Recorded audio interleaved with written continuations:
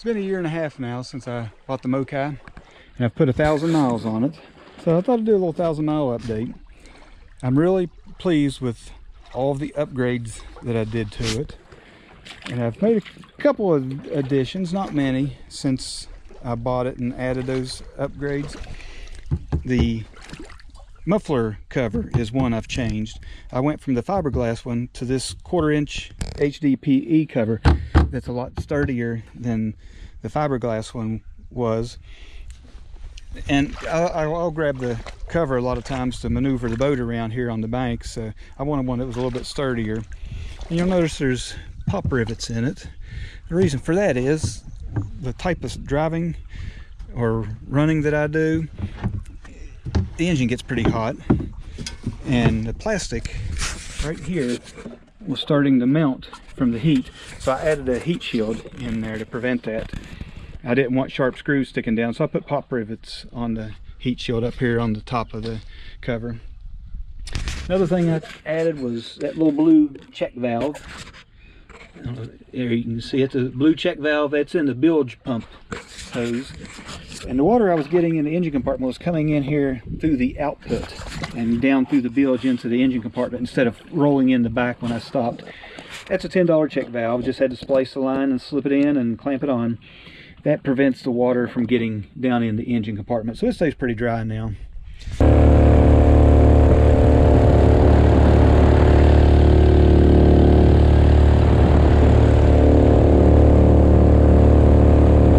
I did have Tom redo the bearing and seals in the gearbox, which is this thing.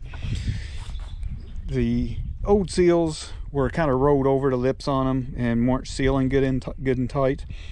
He came up with a new washer that he makes that slips in there, and it guides the shaft into the gearbox to prevent the seals from getting the lips rolled over. So I had sent that to him, had him redo it. And that's it. Since I bought this, I haven't made any other changes to it.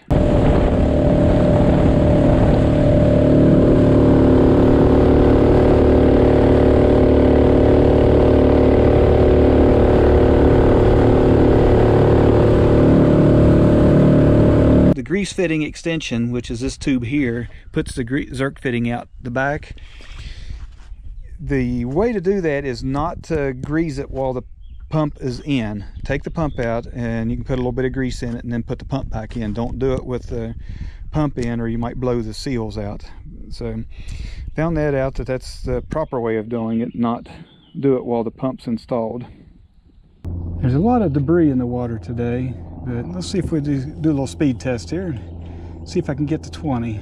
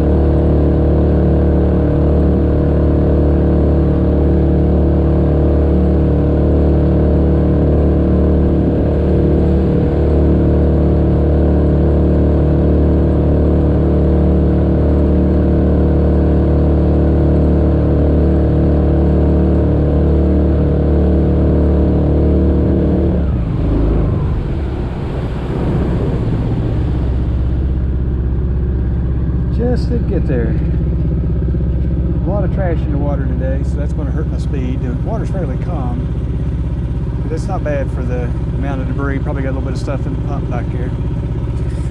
That's not bad at all. If you're on a kind of a tight budget and you have one of these and want to do an upgrade that helps the performance, I would recommend this clutch. It allows you to drop back to an idle and stop you from propelling forward. It really is a great feature. I don't like always having to cut the engine off if I want to stop.